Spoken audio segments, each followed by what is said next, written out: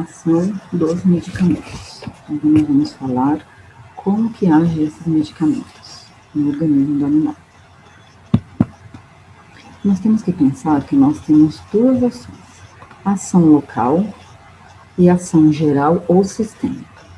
A ação local é que vai exercer efeito apenas no ponto de aplicação. Então, nós temos um ponto de aplicação de medicação e essa medicação ela vai agir exatamente nesse ponto de aplicação, em alguma parte do corpo.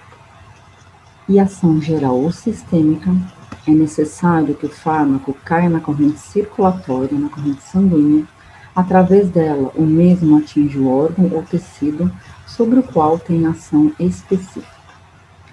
Então, o que isso significa? Na ação geral ou na ação sistêmica, o fármaco ele tem que ir para a corrente circulatória ou para a corrente sanguínea, que é a mesma coisa. Através dessa circulação, o fármaco ele vai atingir o órgão ou o tecido no qual tem ação específica. Então, a gente não quer só uma ação local, a gente quer que o animal pare de ter dor no membro posterior. Então, não é uma localizada, não é no dedinho desse animal, é no membro posterior. Então, a gente vai aplicar uma medicação. Essa medicação, ela vai para a corrente sanguínea, na corrente circulatória. Através dessa corrente circulatória, ela vai atingir o órgão, nesse caso que eu exemplifiquei, o membro torácico, qual a gente quer a ação específica. Tá? Então, ela é mais generalizada, ela é mais sistêmica. A ação local, a gente vai exercer um efeito apenas no ponto de aplicação. Então, a gente vai querer uma medicação, por exemplo, para a gente limpar uma ferida. Então, a gente quer uma anestesia, uma sedação só nesse local. Aí, a gente vai aplicar uma medicação ali, né? Por exemplo, realizar uma biópsia. Muitas vezes eu faço no consultório uma biópsia pequena, no local pequeno, né? Tirar um pedacinho da pele para mandar para exame, né? Para o estudo patológico. Então, eu faço uma anestesia nesse local que eu vou retirar a pele, que chama anestesia enquadrante. Eu faço 4 aplicações ao redor do local que eu vou fazer essa pequena incisão. Então, essa é uma ação local. Se eu for um pouquinho mais para o lado da minha incisão, não vai estar sedado, não vai estar anestesiado. Tá? Vai ser só esse local que eu vou fazer essa aplicação. Cálculo do volume a ser administrado. Então, a gente tem que administrar um volume, tanto para essa ação local, como para a ação geral ou sistêmica. Tem sempre o volume, né? Uma dose, que vai fazer esse efeito. Então, o que a gente tem que pensar primeiro? O peso. Tá? Qual o peso? 1 grama equivalente a 1000 miligramas. 1 miligrama é equivalente a 1000 microgramas. Aí a gente tem o volume, 1 litro é equivalente a 1000 ml. Temos a porcentagem, 1 quilo diluído em 1 litro, nós temos 100% da diluição, 100% da medicação. 1 grama diluído em 1 ml, nós também temos 100% da diluição. 1 grama diluído em 100 ml, nós temos 1% da diluição. E a diluição, ela pode ser uma parte do volume da droga, mais 9 partes do diluente, 1:10. Então, a gente tem um volume da droga, a gente tem a dose da droga que a gente vai diluir, e nós vamos diluir em mais 9 partes. Esse diluente pode ser água corrente de sangue, pode ser soro fisiológico, tá? Isso vai depender do protocolo do veterinário. Então, 1:10, tá? Vai ser 0,1.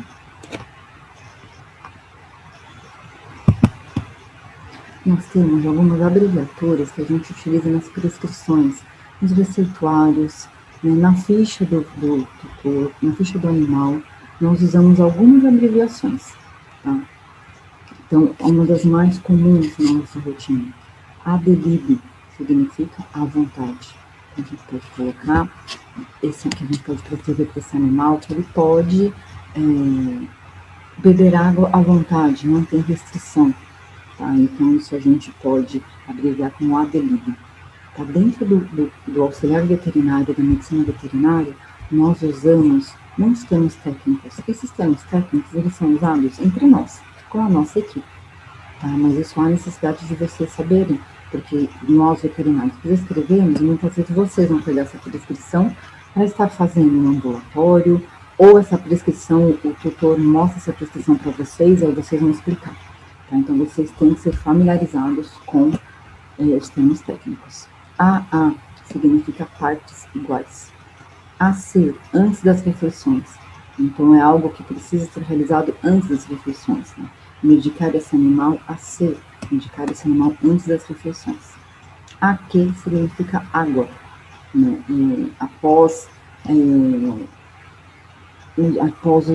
utilizar a sonda desse animal, medicar pela sonda ou alimentar esse animal pela sonda, AQ.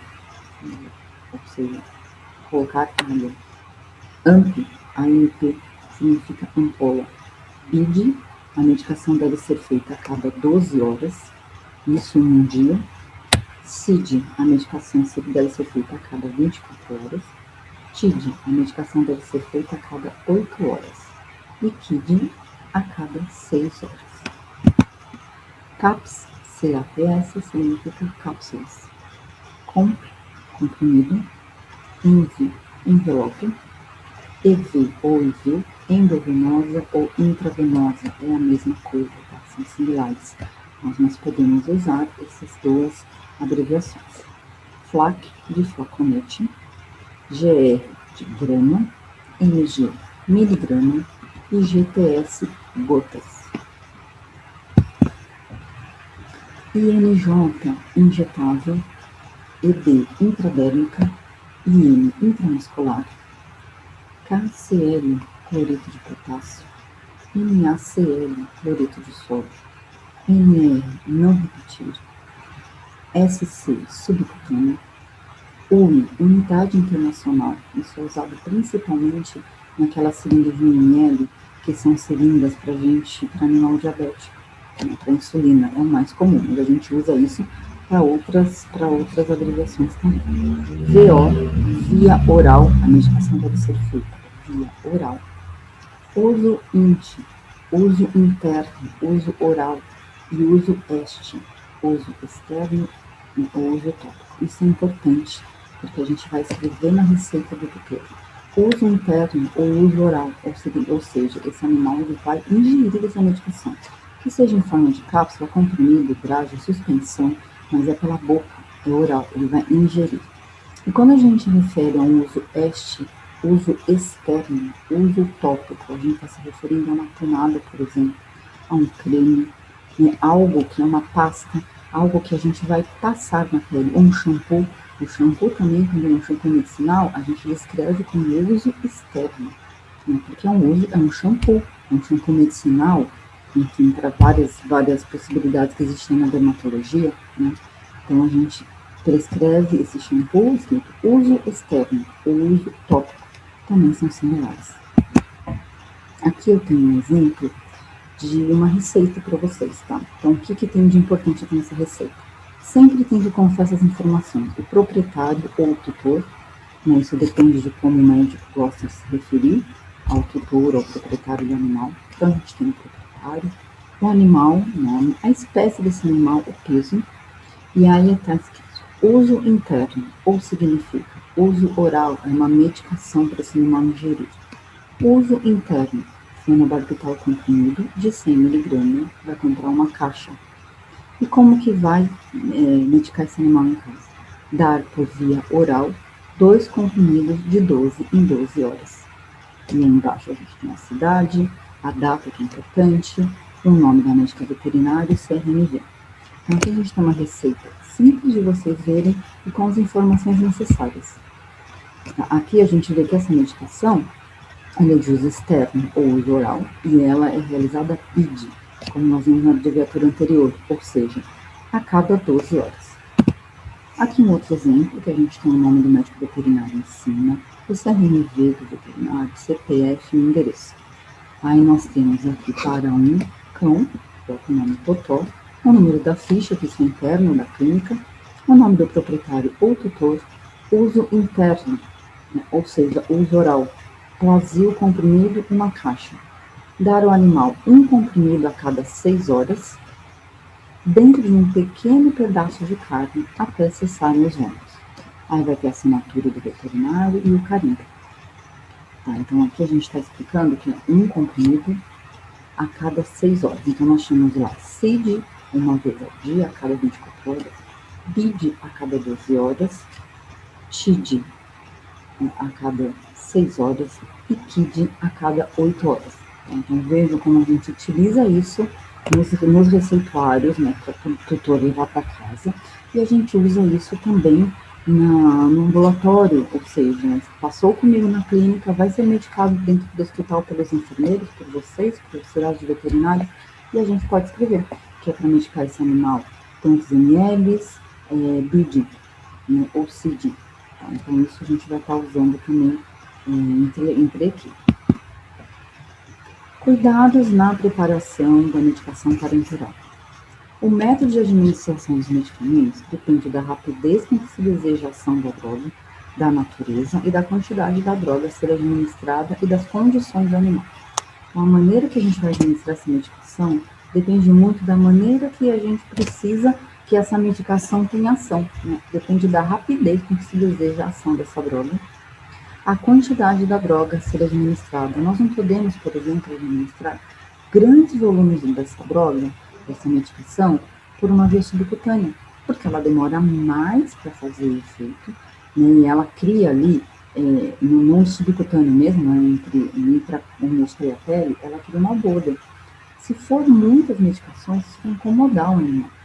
Tá? Então, aí a gente tem que pensar, muita medicação, o ideal, ou é via intramuscular, ou prioritariamente a endovenosa. Então, para a gente pensar na via da administração, a gente vai depender desses fatores. Qual ação que a gente deseja da droga? É rápida ou a gente quer uma ação mais lenta? Qual a quantidade da droga que a gente vai estar aplicando nesse animal? É uma quantidade pequena? Podemos fazer subcutâneo? Podemos fazer intramuscular? É uma quantidade muito grande? Tem droga, tem medicações que a gente aplica 60, 70, 80 ml da droga. Então, essa droga é impossível ser feita subcutâneo, vai incomodar demais, né? E a ação vai ser bem reduzida em questão de tempo. Então, qual é o passo a passo para preparar essa medicação para o animal? Lavar as mãos, sempre. Conferir a prescrição do médico veterinário. O que esse médico está pedindo? Qual a medicação? Qual a dose que ele está solicitando? Qual a via que ele está solicitando? Observar as condições do animal. Como esse animal está? Ele está alerta, ele não está alerta, ele está frustrado, ele está apático, ele está irritado, ele está agressivo. Preparar os medicamentos no local apropriado. Tá? Normalmente, nós temos no hospital um local que é uma farmácia. Essa farmácia, a gente tem geladeira, tem as medicações, tem todo o material, e o ideal é preparar essas medicações nesse local. Até para não ficar tirando medicação desse local, ter o risco de perder, ou mesmo de quebrar, de cair na ampola. Né? Então, normalmente, o auxiliar de veterinário ele vai dentro dessa farmácia e ele prepara essas medicações. Verificar a integridade das embalagens, dos medicamentos e dos materiais. Então, a gente vai verificar o que a gente vai estar usando para medicar o animal. Seringa, equipo, scalp, soro, gaze, algodão. Então, antes de ir com a medicação para o animal, vamos verificar se todos esses materiais estão corretos. Montar a seringa e a agulha e cuidado com contaminação. Então, nesse momento, a gente já lavou as mãos, a gente já colocou uma luva e a gente vai montar essa seringa. A seringa e a agulha, elas vêm num pacotinho, né, de plástico, de papel e plástico, tá? Então, não se deve pegar essa seringa, tirar desse plástico e colocar em cima da mesa, da máquina onde está um animal, onde tem, por exemplo, pelo, onde pode ter xixi, porque você vai contaminar esse material. Tá? Então, muito cuidado com a contaminação. Colocar a agulha na seringa, segurando a seringa com a mão, inserindo a agulha com a outra. Testar a seringa puxando totalmente o ângulo. Então, você vai colocar essa agulha na seringa e você vai puxar essa seringa. Você vai testar se esse ângulo está funcionando antes de puxar uma medicação ou até mesmo antes de infundir essa medicação no animal. E aí tem o aspirando as medicações. Separe a seringa e a agulha de acordo com o medicamento, dose e paciente. Então, o que a gente vai usar? São 10 ml da medicação que o veterinário pediu. Então, não adianta pegar 2 seringas de 5, não tem necessidade. Vamos pegar uma seringa de 10, uma seringa de 20, tá, para facilitar. Ver a dose que quer que faça, né, como que está esse paciente.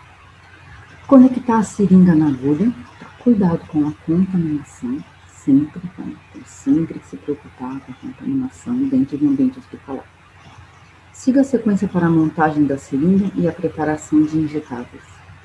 Introduza uma quantidade de ar na seringa.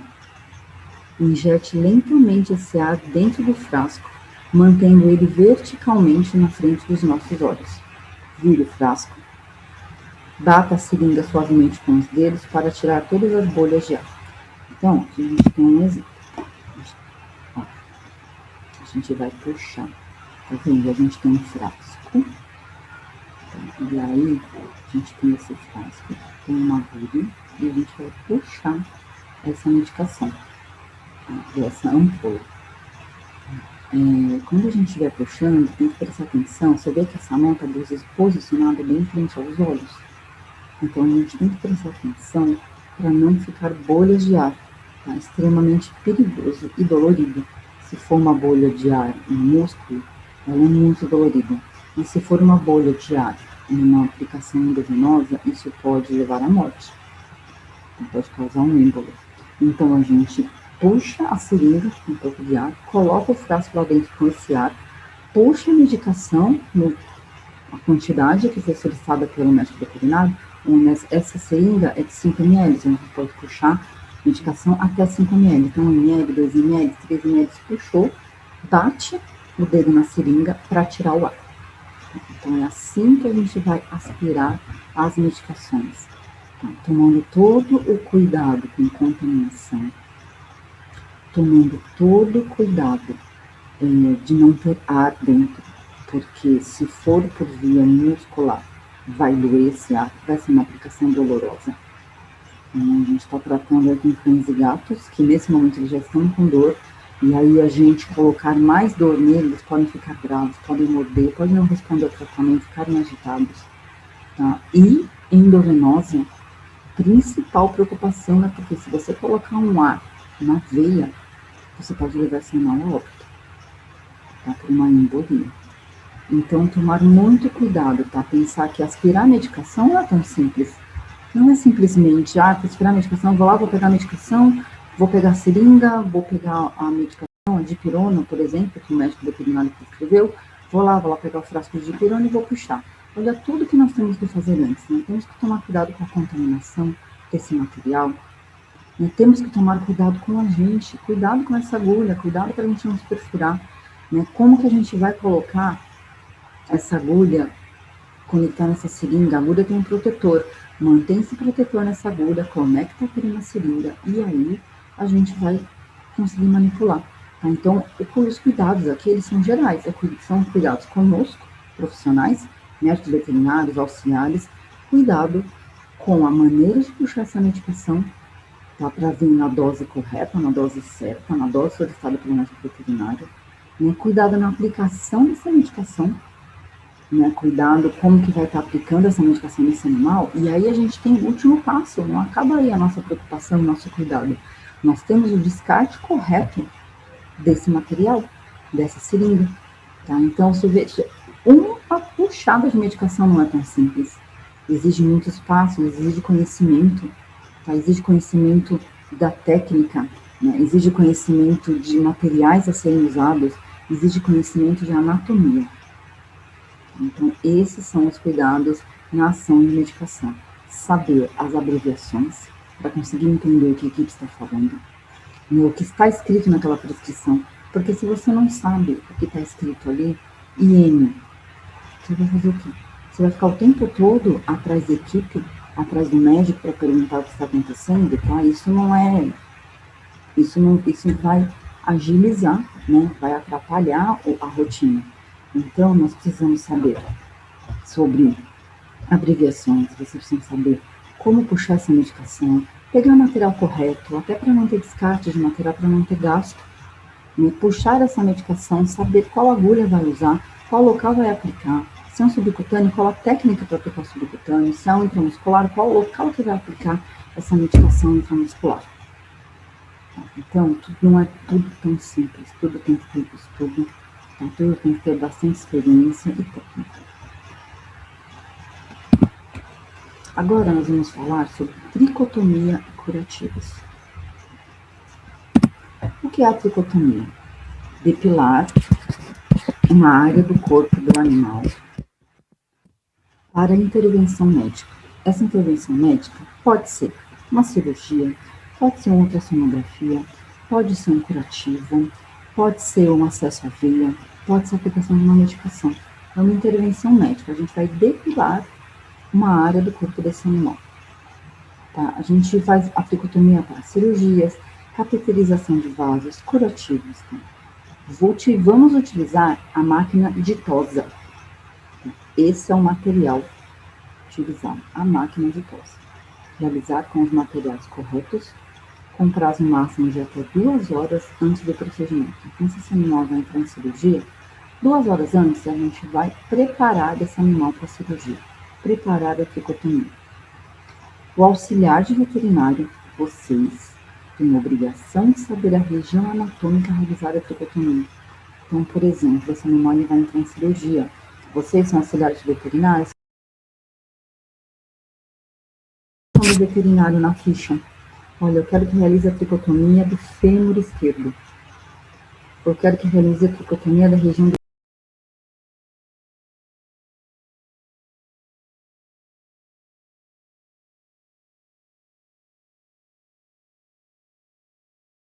anatomia. Às vezes pode ser chato, pode ser cansativo, mas é importante, né, nesse momento para realizar a tricotomia.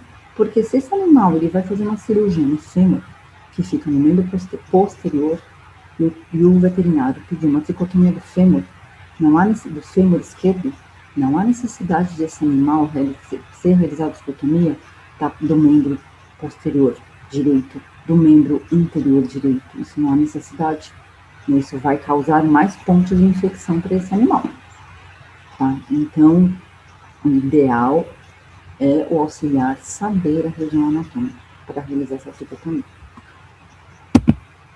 Aqui são 2 imagens realizando uma tricotomia. Tá vendo? Essa primeira imagem do lado esquerdo, com o cachorrinho está deitado, com o trechinho, está fazendo a tricotomia da região abdominal. Tá? Nessa segunda imagem é a tricotomia de um gato na lateral, tá? Próximo aí, então a cabecinha dele um pouquinho mais para cima, para baixo. Tá? Então a gente está fazendo a tricotomia para tirar todo o pelo da região. Quais são os benefícios da tricotomia? Remoção dos pelos, para facilitar o procedimento. Então, procedimento cirúrgico, para facilitar uma cateterização de veias, para facilitar uma limpeza desse curativo. Vai reduzir a incidência de infecções. Porque se a gente tiver pelo onde esse animal vai ser suturado, por exemplo, isso pode infeccionar com maior facilidade. Se a gente tiver pelo numa região de ferida, onde tem um curativo, onde vai fazer um curativo, essa região pode infeccionar e vai atrapalhar, vai demorar mais ainda o processo de cicatrização.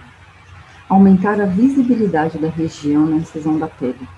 Então, a gente faz uma tricotomia, uma cirurgia, para que o cirurgião tenha uma visibilidade melhor de onde está realizando a incisão, realizando o corte dessa pele. E melhora a posição dos bordos na sutura.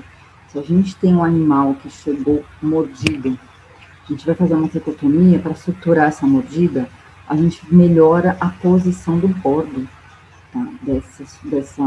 dessa sutura, porque a gente está vendo o que está acontecendo. O pelo, muitas vezes, ele atrapalha. Se for aqueles animais peludos, shih tzu, né, lhasa, são animais peludos, muitas vezes a gente perde a referência, né, de onde a gente deve estar suturando. O uso da máquina na tricotomia. A máquina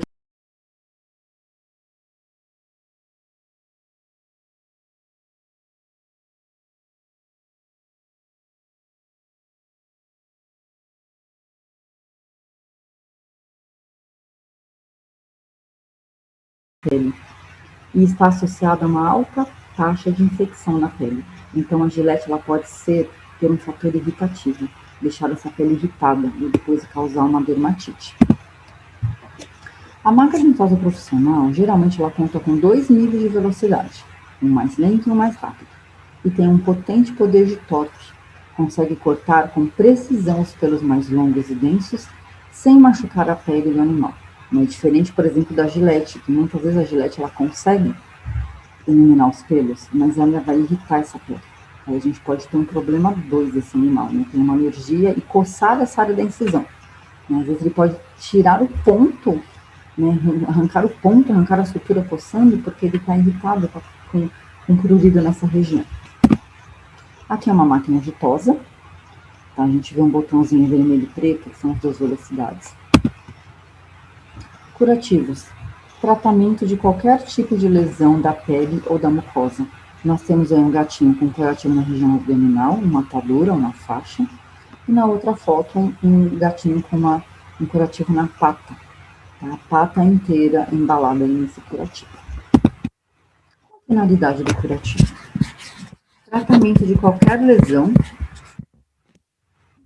da pele ou da mucosa, prevenir contaminação, prevenir que essa ferida fique se contaminando, porque quanto mais contaminado, mais demora o processo de cicatrização, facilitar a cicatrização, proteger a ferida, facilitar a drenagem e aliviar a dor. Essas são as finalidades do curativo. Quais são os tipos de curativo?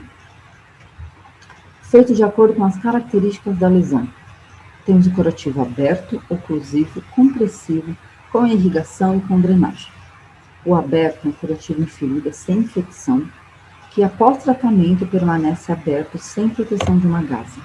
Então esse curativo ele fica aberto, você vai limpar, mas você não vai proteger esse curativo com uma gase, você vai deixar ele aberto. Tá? Ele não tem infecção, ele não tem pus, tá? Ele não tem secreção. Oclusivo, após a limpeza da ferida e a aplicação do medicamento, ele é fechado, ele vai ocluir, ser ocluído com uma gase ou com uma atadura. Tá? Então a gente limpou a ferida, só que a gente vai manter isso fechado, porque provavelmente tem secreção, né? Então a gente está ocluindo, fechando com gás ou atadura esse local, tá? Para ajudar na cicatrização. Compressivo, faz a compressão para estancar a hemorragia ou vedar bem uma incisão. Esse ele vai apertar, aí vai comprimir o local para ajudar a parar uma hemorragia. Curativo com irrigação, nos ferimentos com infecção dentro da cavidade ou fístula, com indicação de irrigação com soluções salinas ou antissépticas. Irrigação é feita com a seringa. Então é um curativo que a gente vai precisar irrigar, a gente vai precisar colocar solução lá dentro dessa cavidade. Tá? E um curativo com drenagem, nos ferimentos com grande quantidade de exudato, coloque-se drenos, tubos, catéteres ou bolsa de colostomia. Aqui a gente tem um exemplo de um curativo com irrigação, uma fístula anal, é uma ferida na região do ânus. Tá? Esse curativo, esse dreno, ele não está no ânus, olha onde ele está próximo do ânus, para ajudar a drenar, para ajudar a tirar a coleção líquida que essa fístula causa.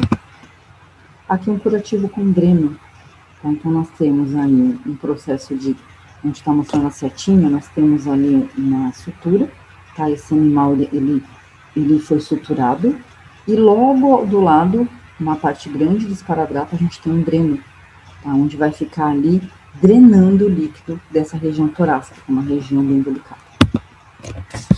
Qual o material que a gente usa para esse curativo? Bandeja com pinças para curativo, usamos 2 pinças anatômicas, uma ela é com dente, como vocês podem ver aqui na fotinho, que a gente chama de dente de rato, e a outra sem dente, tá? Que é essa aqui do lado, que é uma coxa. Espátula com gás, frascos com antisséptico, esparadrapo, micropore, tesouras e pacote com gases. Quando indicados, aplicamos no curativo pomadas, colocamos ataduras, algodão, tá? Usamos seringas e cubas. Qual o método para esse curativo? Lavar as mãos, separar e organizar o material de acordo com o curativo executado, levar a bandeja com o material, animal na posição apropriada, contenção se necessário, dispor as pinças, gás e algodão, retirar o curativo e, se necessário, usar éter. O éter, ele ajuda a sair o curativo, tá? Ele facilita, não puxa tanto pelo. Retirar esparadrapo no sentido dos pelos. Limpar as bordas da lesão com gás e soro. Então, esse é o método para a gente realizar o curativo de uma maneira correta. Remover ao máximo os exudatos, corpos estranhos e tecidos necrosados. Isso vai facilitar a cicatrização e vai diminuir a infecção. Secar com gás e passar o indicado, se for antisséptico ou com água. Proteger com gás e fixar o adesivo se tiver indicação. A gente vai fixar o adesivo se a gente tiver uma indicação de um curativo fechado. E nós temos aqui os protetores de lesões. Roupas protetoras são indicados para proteger curativos, lesões, talas, feridas, pontos cirúrgicos, evitando a lambedura e reinfecção. Assim, o tempo de cicatrização é mais curto. Então, a gente tem aqui como exemplo uma roupa cirúrgica, que a gente consegue em roupas cirúrgicas que elas tampam inclusive os membros pélvicos ou os membros torácicos, depende da indicação do veterinário. E nós temos também o colar elisabetano, que é onde esse animal está ao lado. Tá? Ele é um colar, o que ele vai evitar? Ele vai evitar que o animal leve a boca a algum ponto que pode fazer uma reinfecção, vai evitar a lambedura excessiva. Então, aqui algum exemplo. Em cima, a gente tem um exemplo de um curativo na região do olho. Tá? Esse curativo foi usado gás e esparadrapo micropore. E no outro, uma atadora, que a gente está fazendo um curativo fechado, um curativo oclusivo. Tá? E aqui nós temos essa última imagem de uma ferida, em que temos aqui o osso exposto. Esse daqui é no membro posterior, no membro pélvico. Né? Esse animal foi atropelado. E aí foi tirado todo a pele, né, no próprio trauma. E esse animal chega pra gente. Então, nós temos aqui uma exposição óssea. Tá? Então, o que é importante? Quanto mais a gente conseguir manter esse curativo fechado, porque o osso está exposto, né? E o osso é um local que pode pegar muita infecção e levar para o restante do corpo. Então, nós vamos manter esse curativo o mais limpo possível, tirar o que for possível dessa quantidade de pelo. Vocês podem ver que na ferida tem pelo. Então, tirar o que for possível de pelos e manter esse curativo fechado. Isso é extremamente importante para evitar a infecção e para ajudar na cicatrização. Tá? Então, lembrando que